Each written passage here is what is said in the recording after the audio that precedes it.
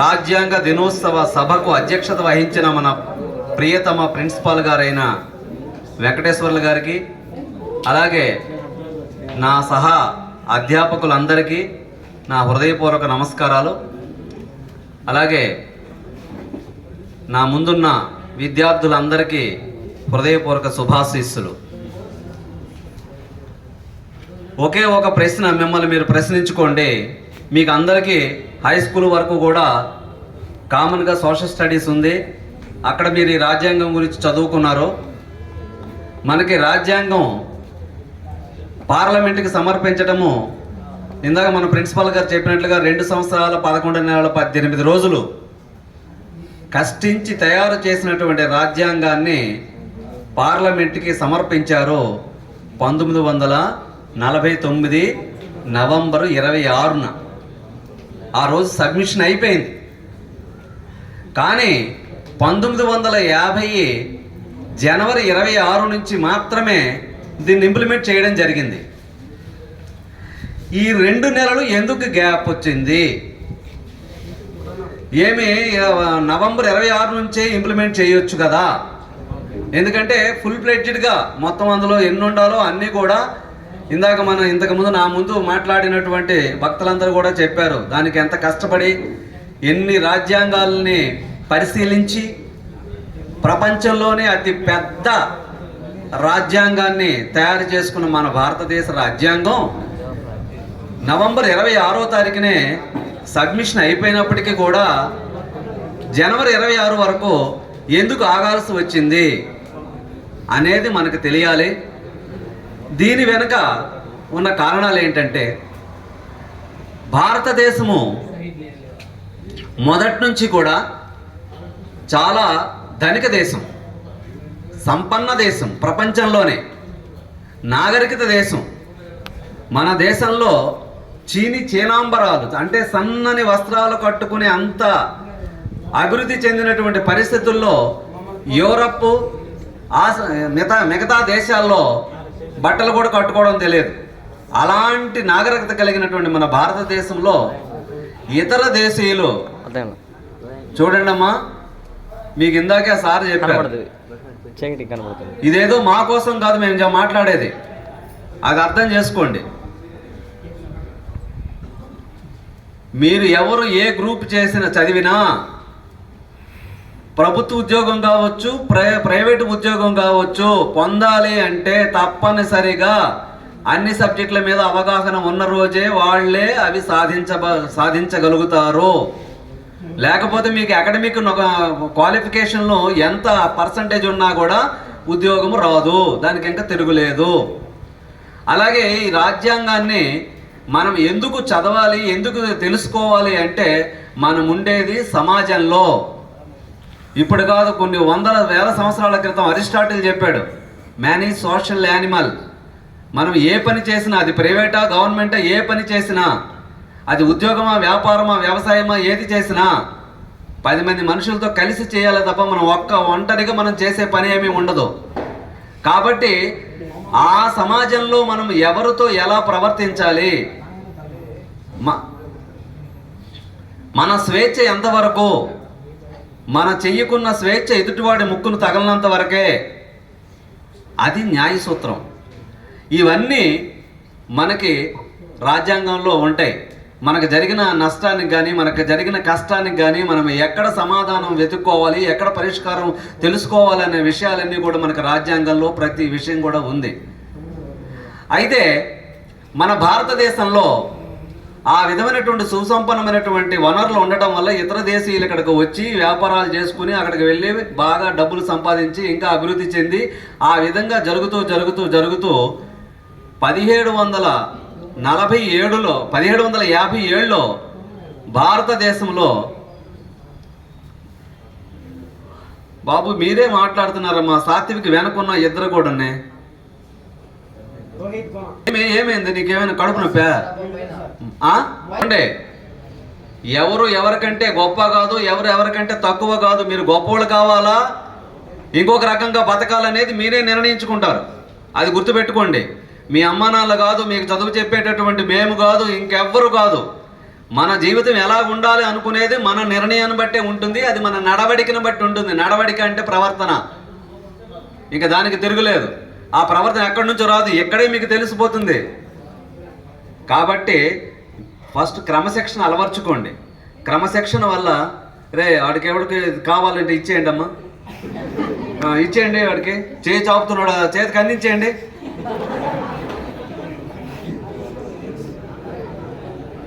First క్రమశిక్షణ వల్లే సంస్కారం అలవడుతుంది. ఈ క్రమశిక్షణ సంస్కారం ఉంటే చదువు ఆటోమేటిక్గా వస్తుంది. చదువు ఎప్పుడైతే వచ్చిందో అదే జ్ఞానం. ఆ జ్ఞానం వల్లే నీకు ప్రతిభ, టాలెంట్. ఆ టాలెంట్ ఉంటేనే లైఫ్లో సక్సెస్. ఇవేవి లేకపోతే నీ లైఫ్ ఎలా ఉంటుంది అనేది ఎంతో కాలం అవసరంలా. ఇంటర్మీడియట్ 2 సంవత్సరాలు, డిగ్రీ ఆర్ ఏదైనా కావచ్చు 3 లేదా 4 సంవత్సరాలు. 7 సంవత్సరాల్లో నీ లైఫ్ సెటిల్మెంట్ అయిపోతుంది. 7 సంవత్సరాలు.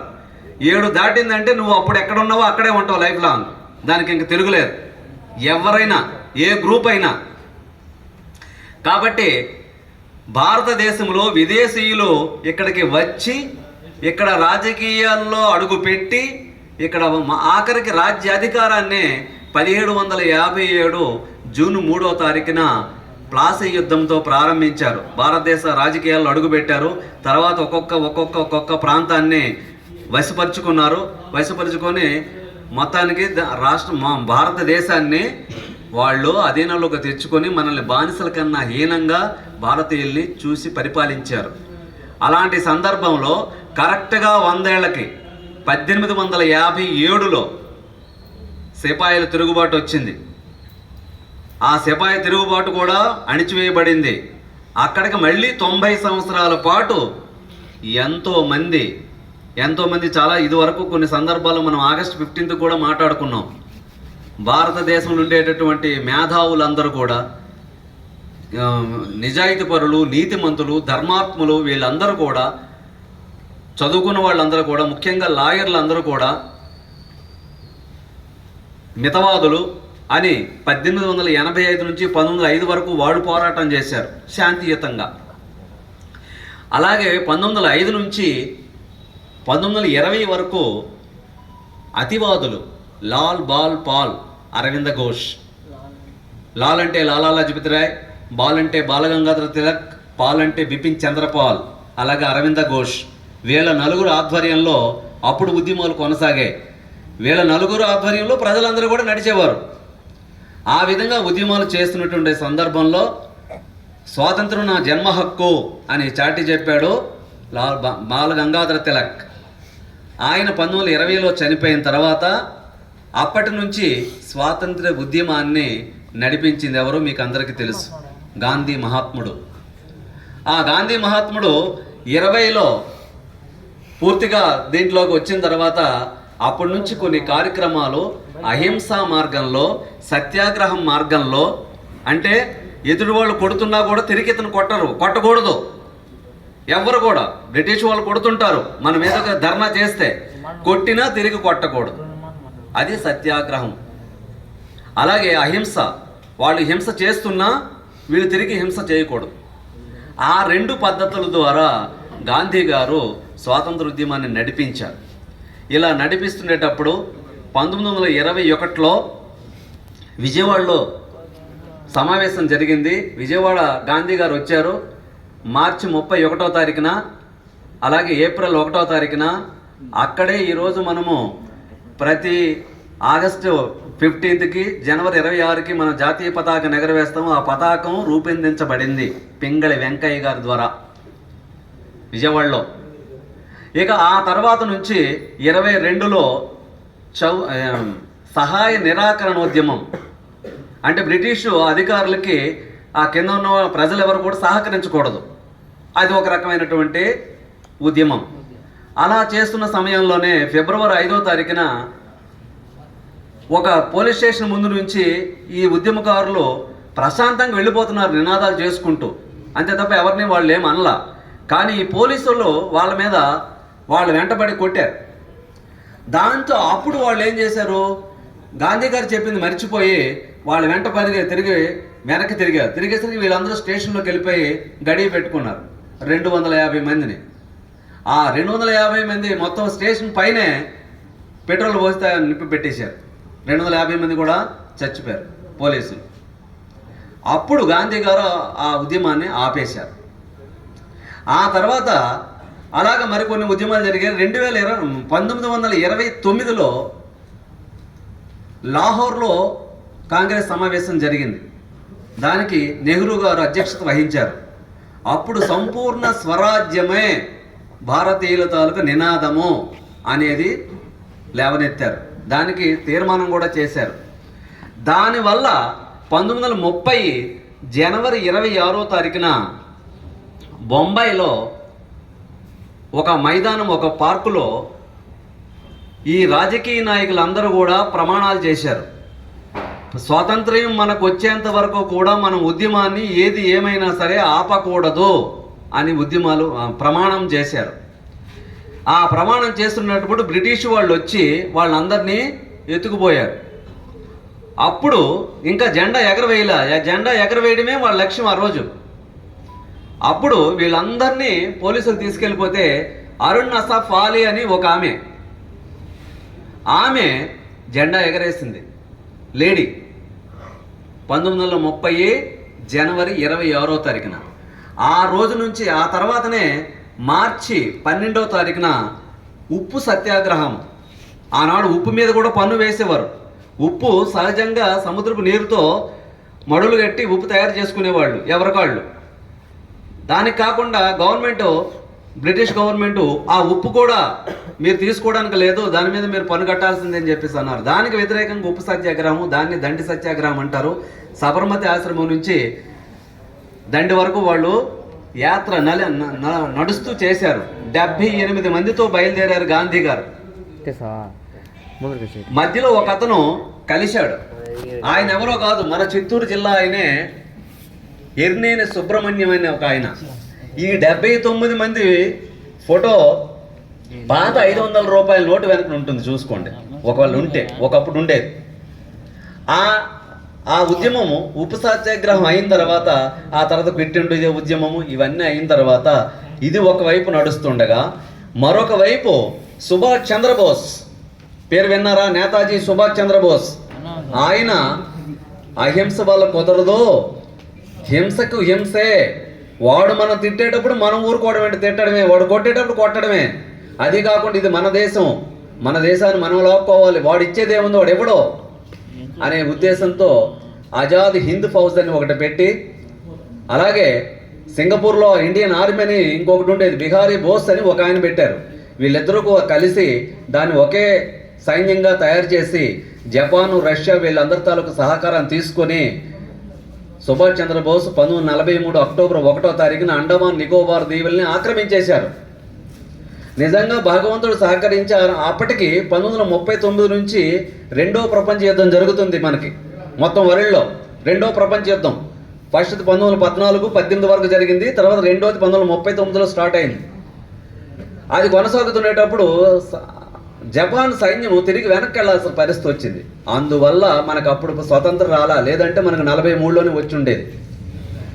అయితే ఆఖరికి 47లో మనకు స్వతంత్రం ఇచ్చేటప్పటికి బ్రిటిష్ ప్రధాని అట్లీ ఆయన్ని విలేకరులు అడిగారు, ఏమండి మీరు ఆల్రెడీ ఇవ్వడానికి సిద్ధపడిపోయారు కదా, దీనికి అంతటికీ కారణం ఏంటనంటే గాంధీ గారి అహింస మార్గానికి మీ తాలూకు బలం కూడా సరిపోలేదా అని చెప్పేసి అడిగారు ఎవరో.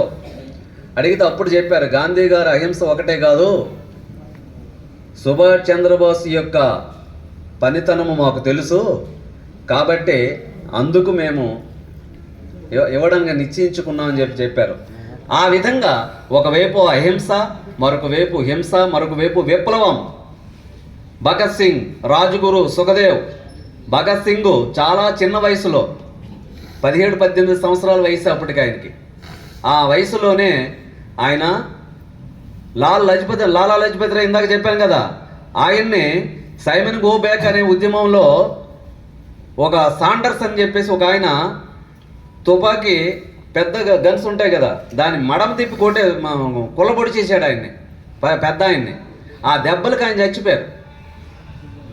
ఆ చచ్చిపోయినందువల్ల అతన్ని ఎవరైతే చంపారో సాండర్స్, వాడిని కాల్చి పారేశాడు ఈయన భగత్ సింగ్. అలాగా ఎంతోమందిని ఆ విధంగా బెదిరించి ఆ విధంగా చేయటం వల్ల చాలా చిన్న వయసులోనే 1931 మార్చి 23వ తారీఖున ఉరి తీయబడ్డారు భగత్ సింగ్. ఇంతమంది ప్రాణాల త్యాగ ఫలితంగా మనకు స్వాతంత్రం వచ్చింది. స్వాతంత్రం వచ్చిన తర్వాత మనం ఎలా పరిపాలించుకోవాలో రాజ్యము ప్లస్ అంగము, రాజ్య ప్లస్ అంగము రాజ్యాంగము. అలాగే రాజ్యము యొక్క అంగము, అంగం అంటే ఇక్కడ శరీరము, ఇంకొకటి అర్థం చేసుకోకండి. రాజ్యము యొక్క శరీరము, దేహము ఏది, రాజ్యం ఎలా పరిపాలన చేసుకోవాలో రాసుకునేటటువంటి పుస్తకము. అది రాజ్యములో ఒక దేహము, శరీరం. మనిషికి శరీరం ఎలాగో రాజ్యానికి ఈ రాజ్యాంగం అలాంటిది. ఆ రాజ్యాంగాన్ని నిర్మించటానికి 9 కమిటీలు ఏర్పాటు చేస్తే అందులో రచనా కమిటీ ఒకటి, అది అంబేద్కర్.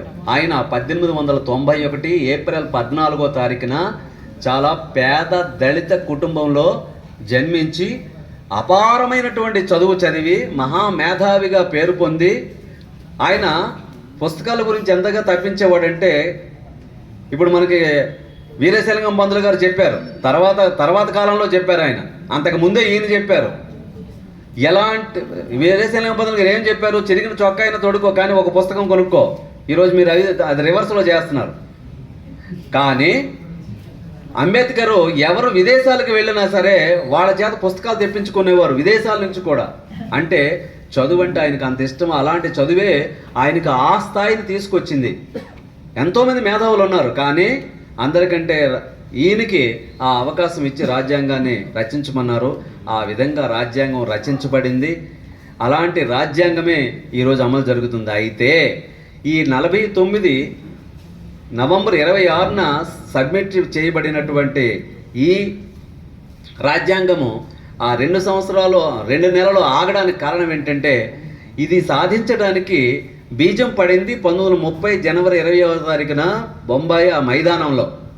కాబట్టి ఆ ఇన్సిడెంట్కి, ఆ సంఘటనకి గుర్తుగా రాజ్యాంగాన్ని మనం జనవరి 26 నుంచి అమలుపరుచుకుందామని ఆ పార్లమెంటులో ఆ విధంగా అందరూ కూడా, అప్పుడు తాత్కాలిక పార్లమెంట్లో అందరూ కూడా ఏకగ్రీవంగా తీర్మానం చేయటం వల్ల మనకి రాజ్యాంగం అనేది 1950 జనవరి 26 నుంచి అమలు చేయబడుతుంది. ఆ విధంగా రాజ్యాంగ దినోత్సవాన్ని అంటే అంబేద్కర్కి 125వ జయంతి 2015లో జరిగింది.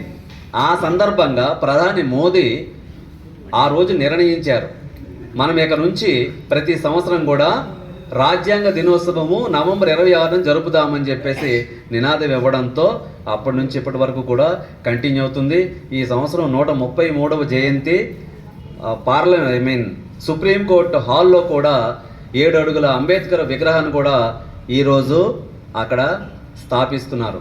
ఆ విధంగా రాజ్యాంగ నిర్మాత అయినటువంటి అంబేద్కర్ గారు రాసినటువంటి ఆ రాజ్యాంగాన్ని ప్రతి ఒక్కరూ పైనుంచి కింద వరకు, ప్రతి సామాన్యుడి నుంచి ఎవరైనా ప్రతినిధులు, ప్రజాప్రతినిధులు కావచ్చు, పిఎంలు సీఎంలు కావచ్చు, ఎవరైనా సరే దానికి లోబడి మాత్రమే వాళ్ళు పరిపాలన చేయాలి, మనము ప్రవర్తించాలి.